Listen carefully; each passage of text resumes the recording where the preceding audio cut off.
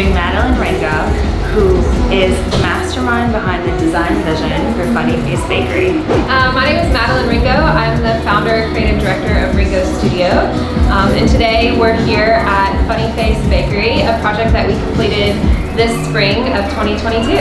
When we work with different brands and different clients, we always first try to really get to understand what their vibe is, how are they relating to customers, what their current color palette is. And the Funny Face Bakery brand is so much fun. It's so playful, it's so cheeky, it's very in tune with pop culture, and we really wanted to lean into that playfulness. So the brand's iconic color was this lavender, which you can see that we really did the entire store in that monochrome palette.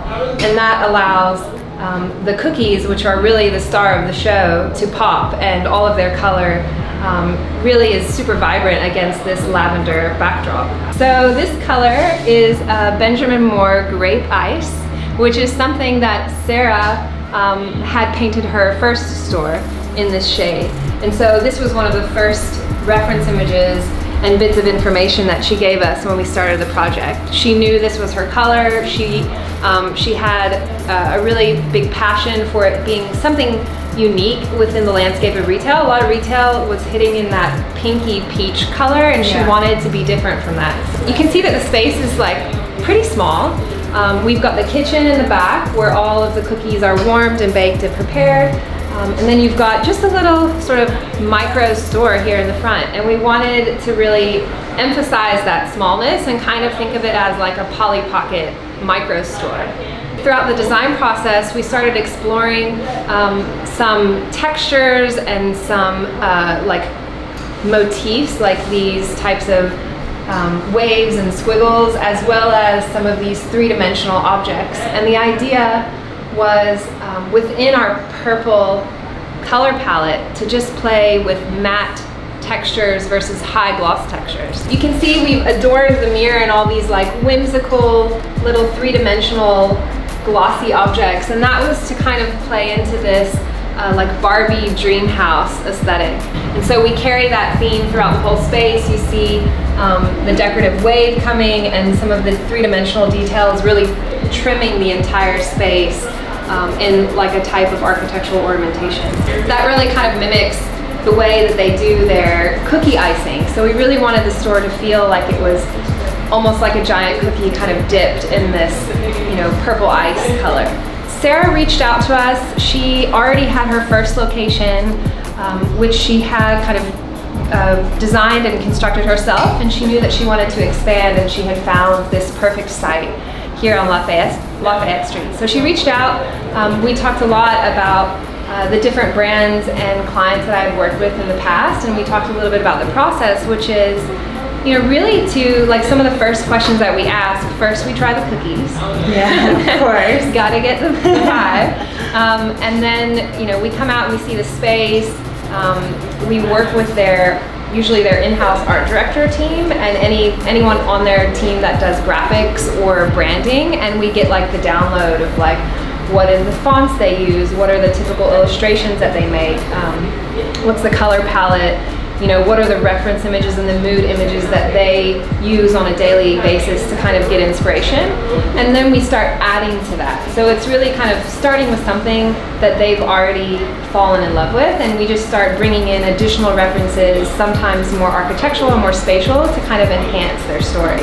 So your studio started in the pandemic. I spent a little over almost 2 years at Glossier, and I think I really learned in that time there how to understand a brand and all of their various needs, coming from marketing, coming from the customer experience, coming from construction and the finance team.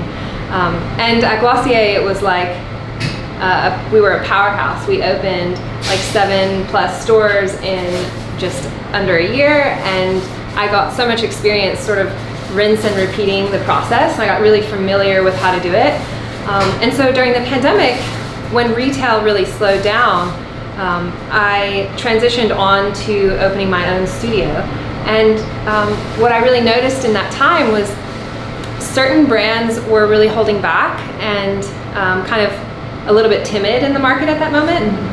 But then there was another kind of group that was ready to really power through and use the time to be innovative and use the time to really come together with their team and build something for the future. And so I was really fortunate to get connected to a couple of really amazing clients, such as Studs, and they were ready to power through. We started working on a bunch of different retail rollouts for their team, and that kind of gave me the energy and allowed me to really build out my team. So I started hiring pretty much right away. I think my first hire started in January of 2021.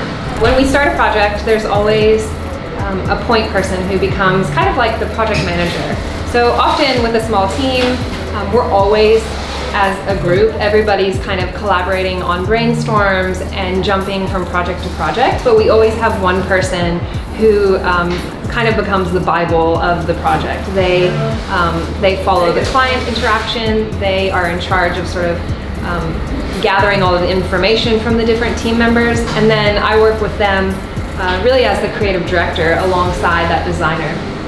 I love to give my designers a ton of freedom in the project because they're thinking about design through different lenses, and that kind of flavor, if guided correctly, can produce some really unique stuff.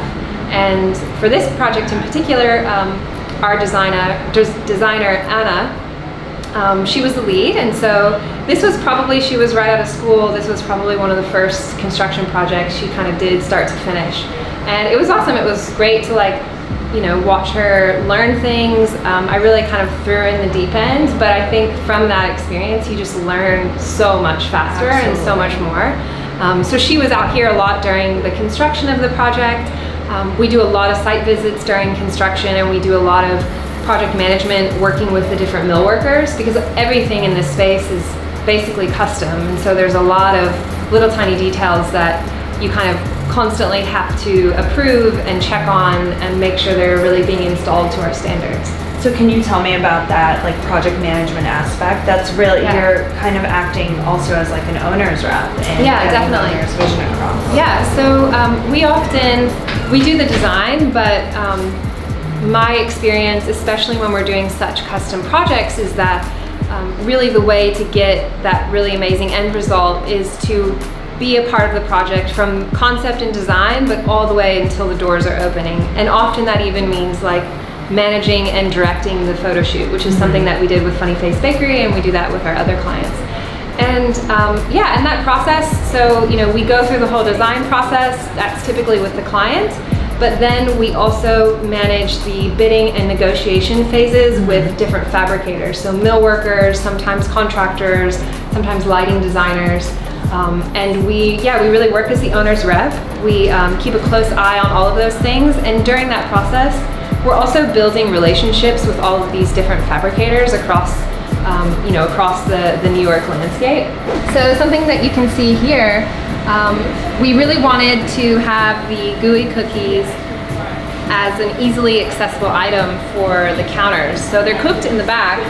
We wanted to hide the equipment, so we installed the curtains and kind of created this little niche perfectly fit for the cookie rack, so that it's right behind the staff. And then as you come back through this way, you'll see this is the wall of the cookie storage. And so we've got some display area up at the top here, and then each one of these boxes holds one of their different SKUs.